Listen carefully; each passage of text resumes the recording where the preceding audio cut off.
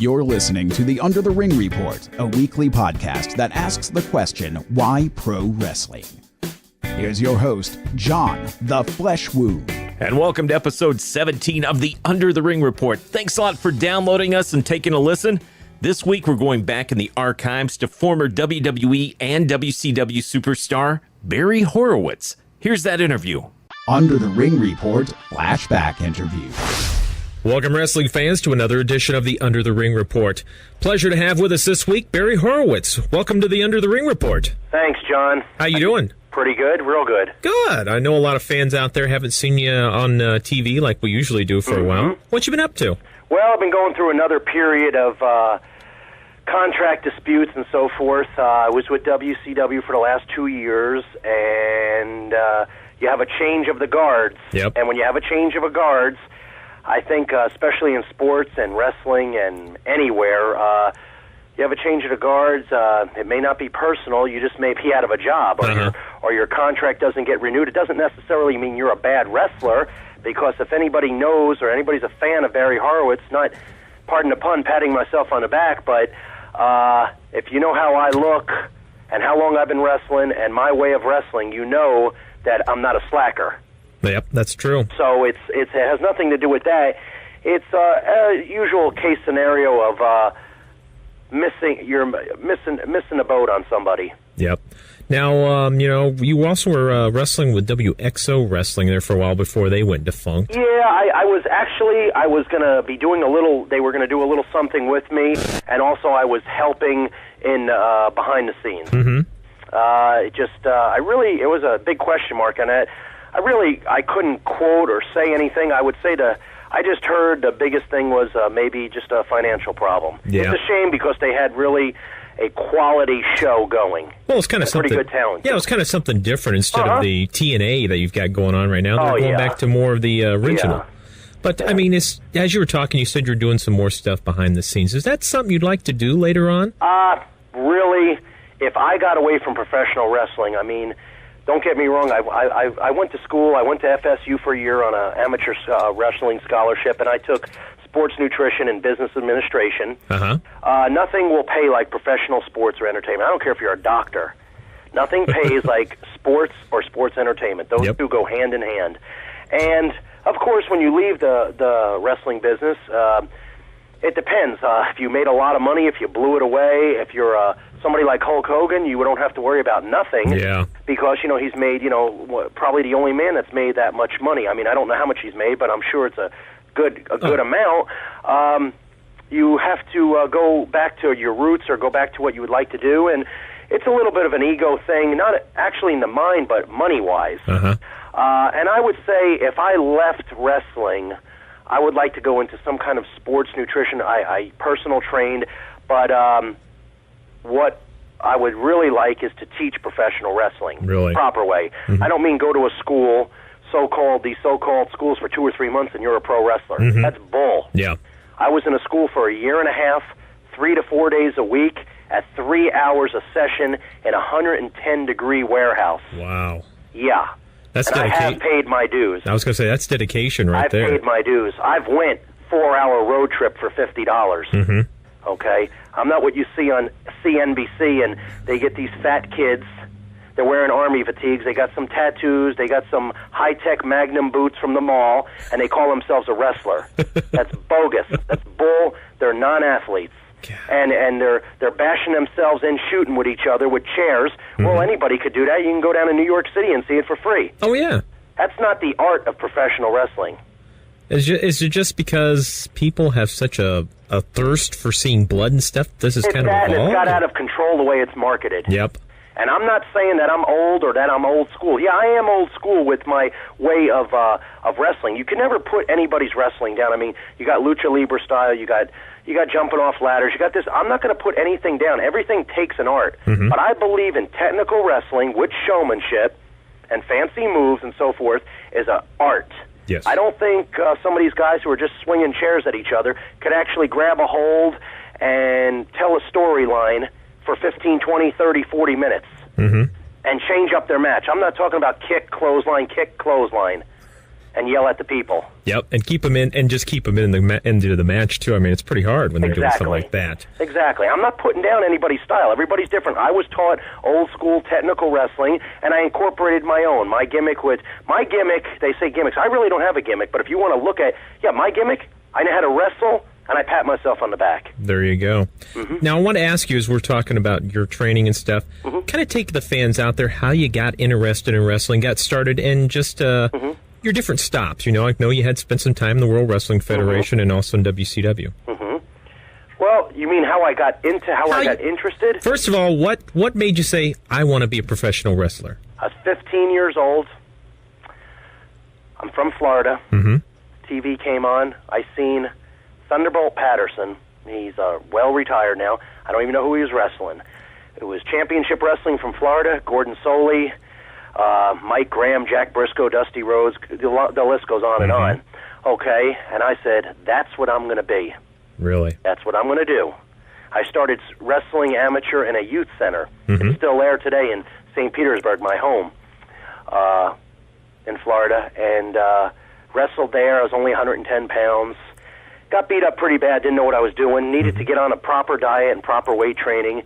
I went into junior high, 4 years of high school, a year at FSU, and it was pretty rough in college. It's a whole different ballgame between that and high school wrestling. Yeah.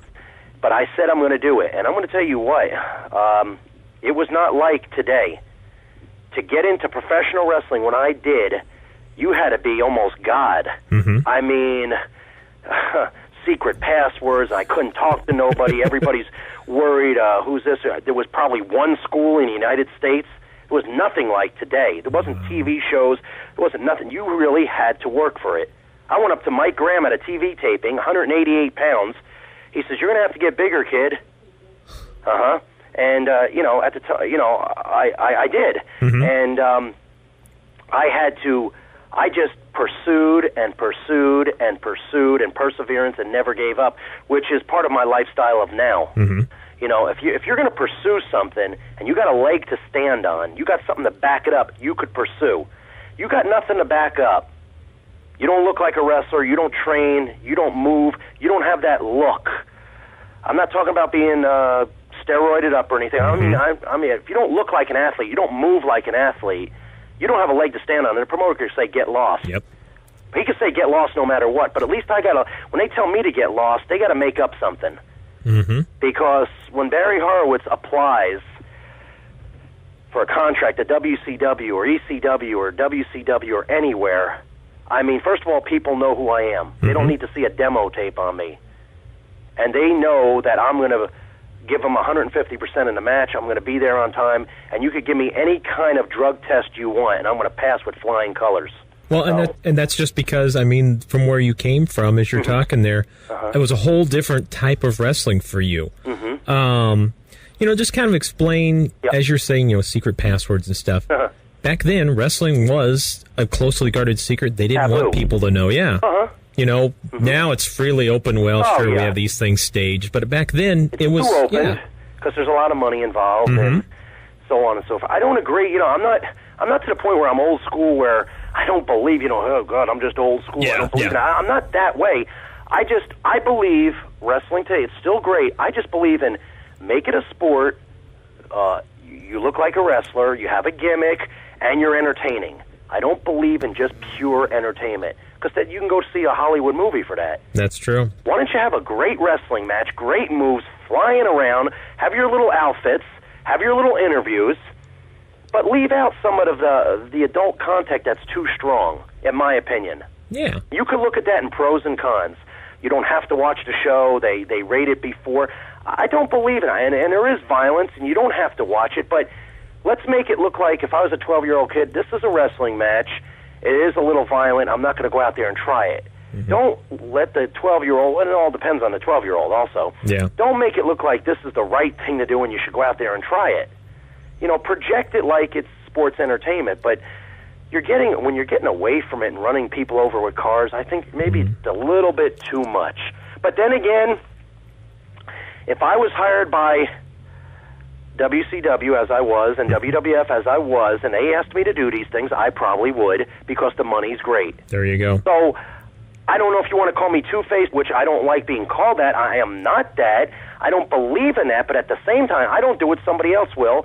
And if I want to take care of my family, and this is what I do for a living, and food on my table, I'm going to have to do that. That's true. Well, and I am not going to do things that will jeopardize my life. There you go. They're asking me to go inside a coffin or jump off a building or something. I'm not doing it. Number one, you're taking a big chance. You may go through, oh, that guy's the greatest bumper in the world. Oh, wow, he's good. Yeah, if you die, you think those guys are going to remember you in the locker room 2 weeks later? I doubt it. Well, especially after the Owen Hart incident. Right. I mean, it's really come out there in the forefront because, why do you guys want to take the chances with your life after that? Why does Owen Hart have to do that? Yeah. He's the same as me. He's a technical wrestler. That's his gimmick. Yeah. That's it. And the only reason he's not Superman. The only reason they did it was for ratings. Yeah. And has it become to the point? Has it become to the point though? Is that all they worry about is the ratings? I don't know. I am not in those meetings, and I can't say that. But maybe it is. Maybe it isn't. But I'll tell you what. I guarantee. I don't care what kind of money I was making. I know me as an athlete. I would not do that jump. Number one, I'm afraid of heights. I could jump off the turnbuckle. I could fly through the air, but I am not going up 80 or 90 feet and taking a maybe. Not when I got a family at home, and I really don't know how to do it. I'm not afraid to say I don't know how to do it. What do you got to be a big shot? Well, I'll do it. Yeah, I'm a pro wrestler. I can do anything. Give me a break. Well, some of those guys just kind of get that stuff went out in high school. That's following. I'm not a follower. I'm a leader. There you go. Now, talk to us a little bit about your time in the World Wrestling Federation. You were there, during the late 80s and stuff, and right around Hulkamania and how that was going. How was that for you, and just the whole atmosphere right then when wrestling had its first big push? Pretty darn good. It was really good. A lot of traveling. I was 3 weeks gone, maybe home a week. It finally calmed down to like a few days gone, a few days off.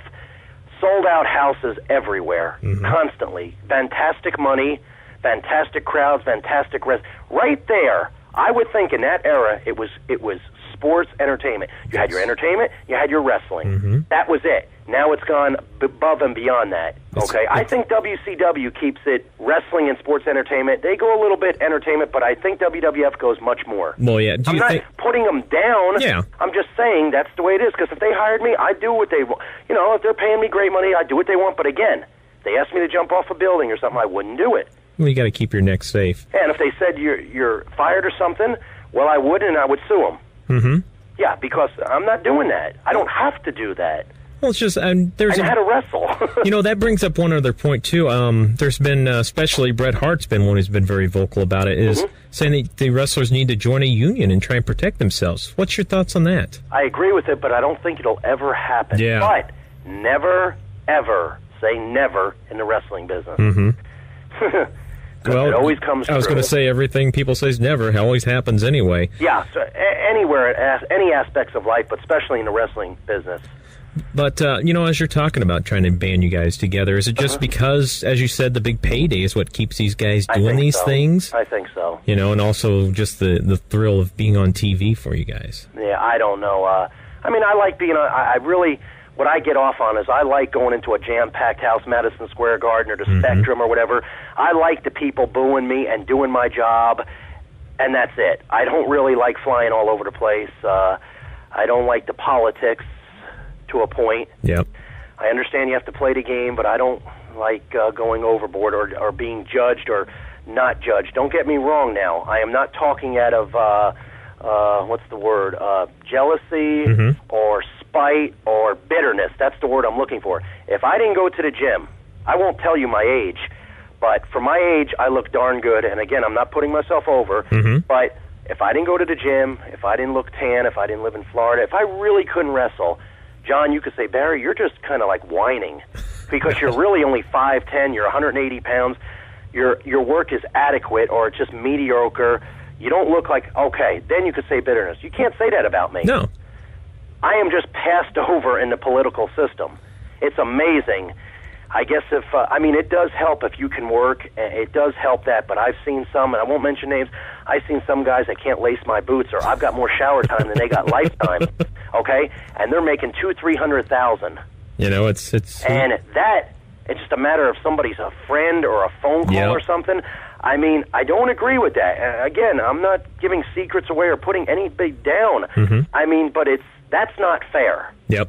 Now, like I said, if I was bitter, then I'm just whining. I am not whining. Yeah, and unfortunately, you know what, though? I'm just telling it like yeah. it is. Well, unfortunately, too, I mean, that happens anywhere. Any workplace. I mean, if you know somebody or you're in good, I mean... I'll give you an example. Yeah. When I was hired at WCW, Terry Taylor hired me and Eric Bischoff. Okay? Now, I had to pursue because, first of all, I'm not in the clique, and I'm not up in that mode of the Road Warriors or Randy Savage or Hulk Hogan where they need me. Okay? I need them. Okay, I'm a wrestler, and I'm in the mid-card or low-card. That's not my fault, though. That's the way I was marketed or the way they wanted to push me. Okay? You can't, usually a lot of guys you say, well, I wonder why they're not getting a push, this and that. There is a reason. Either they're a goofball or drug addict or something. But when you come to me, I could pass every kind of test, flying colors.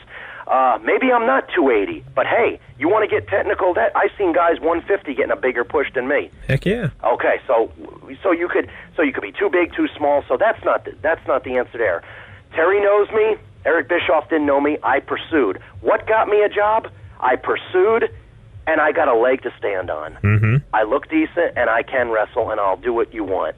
Plus, you also had the name recognition going in for you, too. Exactly. And you can't, I mean, no matter what someone does, you can't buy that because, people are going to know your name no matter what. And that helps you out a lot, too. And right now, I'm not with WCW. I've been on TV. Probably the last time I was on TV is a month or two ago. Okay. I'm wrestling independently. I have a Japan trip coming up. And then I may even leave professional wrestling. Really? In 18 years, I've left it twice. And once was to get married, but I only left it for 6 or 7 months. The second was a bad neck injury, and I was out for 10 months. But if you can't see a contract in me or hire me, I don't. You need to put your glasses on. I mean, Stevie Wonder could see that you could hire me. You know what I'm saying? Oh, I mean, heck yeah. It's again, it's not bitterness, but what are you going to do? Well, and as you're talking about doing some of the independents, even though you want to be on TV and you like the big contracts, which is actually for you a chance? I mean, I've heard a lot of people say independence is a nice place for you to meet the fans and things like that. If independents were more plentiful, I would never sign another contract in my life. Really? Oh, yeah, because some of them are good, some of them are bad. There's no pressure. There's no TV. I could wrestle the way I want, do what I want. That makes a big difference. But then again, if I wrestle for WCW, I'm going to get a check every 2 weeks. I've got a job for 2 years, which I don't know even if that means anything. If they want to put an end to you or ixnay to you, I guess anybody can. I don't know about. I don't have an ironclad contract. Well, and the beauty of it is too is that if you were with WCW, you may go a couple weeks out wrestling. On the independents, though, if you don't wrestle, you don't get fed. Right. Exactly. But I mean, as you're talking, you might retire. What else in your plans if you don't decide to hook up with some? If I retire, I would, which is maybe in the works, is teaching people how to professional wrestle the right way. Okay. The right way. When you get taught by Barry Horowitz, you're going to be at the school for 1 year. Really? Or get out. And you're going to listen or get out. Really? And you're going to be taught A to Z like I was taught by Professor Malenko. Wow. 1 year and a half. Actually, I was done in a year, and I asked to stay more. Actually, I was supposed to come 3 days a week. I came 4 days a week. This is holding a job. This is working out with weights. This is getting in a 110-degree ring. Half hour of it to an hour of it was doing squats, push-ups, stretching, then another 2 hours of wrestling. Now, how could you do something like that? Because I know you probably... I did it. And I'm in better shape now than when I first started. Really? Yeah, I am in better shape now because I know more. I'm taking care of my body better. And I'm just in better shape. Now, is this do you think this is probably one of the main problems, too, with a lot of guys out there today? Why we don't have the long matches that we see, Well, yeah. Some of them maybe some of them have to have short matches. Maybe some of them are out of shape. I don't know. Maybe their cardio isn't good. Maybe they're just limited workers. When I mean that, they only know a clothesline, a kick, and, a body slam. Yeah. They're limited. Maybe. Well, and you've got a lot of these guys, too, just opening up schools that have no idea what they're doing. Yeah. Here, give me $75 and I'll teach you 3 moves and you're a wrestler. I think if you're going to be teaching somebody, I think you need 15 to 20 years. I've got 18 going on 19 of fullness, of full time. I've supported myself and been a pro wrestler for 18 years. You know, people say, how long have you been in the business? Oh, 15 years. Have you worked for 15? No, I've worked for 5. I've worked 18 years. Yep. And still am. Well, and you're always learning, too, on the job. Oh, yeah. I always learn. And I love to learn, because when I don't learn, I'm going to hang up my boots. I learn every time. I do. I really do. And I enjoy it. And you watch my matches. You can watch a match Monday. You can watch a match Tuesday. It'll be totally different. Wow. I may keep certain signature moves in, just to let the people, hey, that's his signature move. Just like, you know, Holyfield's got a signature punch, or Mike Allstott from the Tampa Bay Buccaneers has got a signature way of charging through the front line to make the extra 2 points. Okay, I may leave those in, but all of a sudden, wow, did you see that Mexican suplex? Where'd that come from? Did you see that leg sweep? I never seen anything like that hooked in with a leg grapevine. God, I've never seen him do that, or I've never seen that move. That's me. There you go. The one last question I want to ask you, too. I know you touched on a little bit, but kind of give us your feelings on WWF and WCW, the products they're putting out right now. Compare them and your thoughts. Well, I'm going to be honest with you. I don't watch a lot of wrestling. The only reason is, number one, sometimes I get disgusted on certain guys that are making a tremendous amount of money and they don't even have to lock up. Yeah. That gets me irritated. Now, if I go out and see a match out there with certain guys, if I see Kurt Hennig locking up with Brad Armstrong, I'm going to sit there and watch, because I'm going to learn. Oh, I'm going to learn, because they're two great wrestlers. I'm just using those two off the top of my head for some reason, but there's a lot more. I'm not putting anybody down or anything. But I'm going to watch. But otherwise, a lot of ha-ha and gaga that just doesn't make sense. That's why I'm not going to watch. And I think they're both entertaining. The WWF's doing well. WCW's doing well. I just like the WCW. They got the entertainment. They got the wrestling. I just think sometimes WWF has a lot of wrestling, too, and they got good storylines. But obviously they're doing good, money-wise. There's tons of people out there. I'm not going to say I wouldn't work for them, because I would. I would. So, and let's not forget ECW either. They got the hardcore. They're actually coming up, too. I mean... Yeah. You know, it's a different type of wrestling, but I mean, they've made leaps and bounds in becoming a number 3 promotion out there.